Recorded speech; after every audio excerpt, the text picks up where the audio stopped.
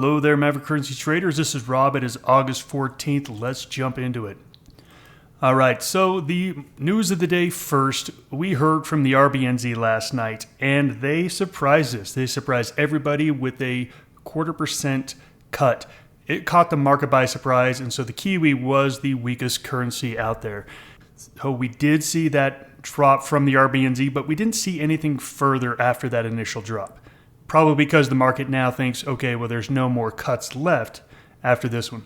Look, it still puts the Kiwi on the downside, but probably not a ton more downside from here. We also got the CPI out of the UK. It was lower than expected. Expectations were 2.3, came out at 2.2. The pound actually went up a little bit today, but not as strong as the euro. And then we heard from the US CPI. It was exactly as expected. This was the perfect number. The perfect number, because as I've been talking about the last week or two, we're starting to get to the point where weak economic data is no longer positive for the market. It's negative. And we got that in the employment report.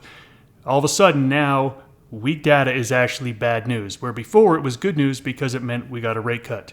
This number was perfect.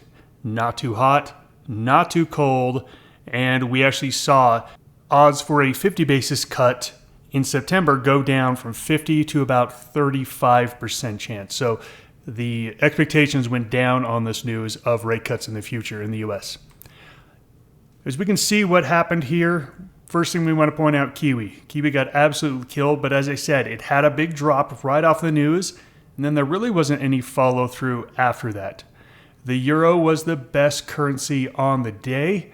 I have no reason why. I have nothing to share with you why. It just was. The dollar had a nice day today. Also, likely because those rate cut odds actually went down for a 50 basis point cut. I still like the US dollar short, but this day was definitely a day where the bond market went up a little bit. The CAD followed the dollar up. We've been talking about how the CAD and the dollar are highly correlated right now.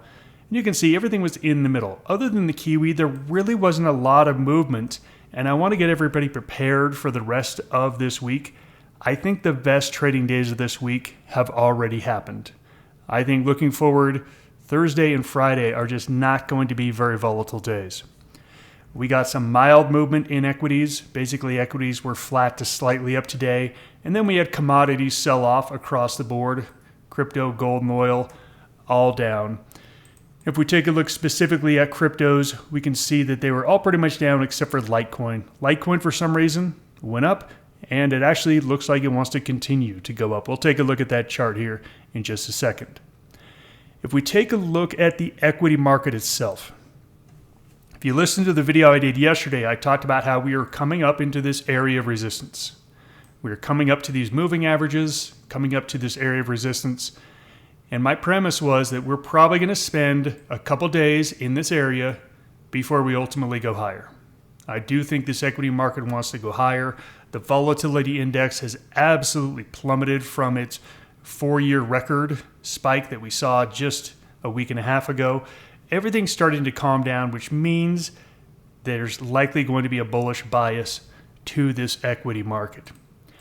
We already took a look at the news of the day. Let's take a look at the news over the next 24 hours. We do have the Australia employment report coming out. Whenever the Aussie and Kiwi become uncorrelated, it starts to become a pretty fun little trade to take a look at Aussie versus Kiwi. Right now, we had that big drop in the Kiwi, but the Aussie really didn't drop today. I think this is a good opportunity tonight that if the Aussie has some good economic news, it's really going to show the difference between the RBA, who just said that they might even hike rates, and the RBNZ, who just surprised the market by cutting rates. That could be a good pair. We're going to take a look at that pair. We also have the GDP report out of the UK for any of you who are trading the pound, and we have retail sales tomorrow morning out of the US. That report probably not all that important, to be honest with you. I think this employment report out of Australia and the UK GDP are going to be. Let's take a look at some of the currency baskets and really focus on where we're going to be hunting for the next 24 hours. I want to start off with our currency basket. So this is the cryptocurrencies. This is all the cryptocurrencies equally weighted. And you can see they've been very, very sideways for the last 2 weeks. So we're just not excited at all about cryptocurrencies in general. They've just been flat.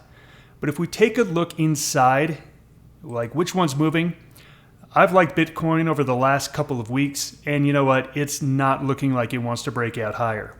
But if I come over here to Litecoin, all of a sudden I see a currency that is breaking higher and wants to continue going.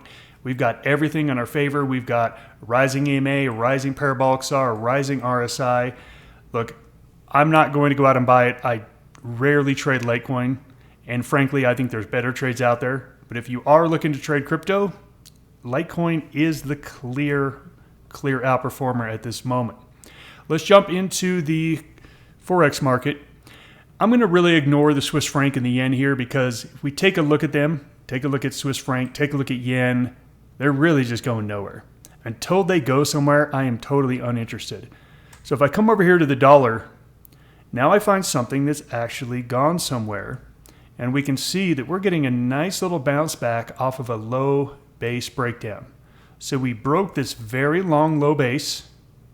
We broke it and we're rebounding up. So I'm looking for a bear rally here. I'm looking for the dollar as a short entry. But as you can see here, it hasn't turned over yet. We still have, again, the moving average is rising a little bit at this point. If we zoom into that, we can see that, okay, it's rising a little bit. Parabolic SAR is now rising a little bit. The RSI has come up to 50 and really plateaued. So there are some things telling us that it might be rolling over here right at that resistance level. But it's not quite ready yet. But I do like that dollar on a short. So the question is, if I do like dollar short, what do I like on the long side? And really, there's a couple things that are moving to the upside. Euro looks good. And if we take a look at see what the euro's done lately, it's not really great here. We got a lot of overhead resistance up in this area. So look, euro is got the most momentum at the moment, but it's running into resistance.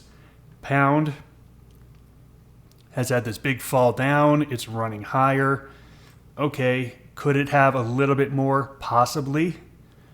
As you can see, I'm having a hard time really identifying what it is I want to go long.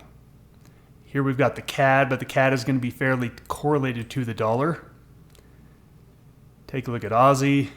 Okay, Aussie's had this big fall. It's bouncing here.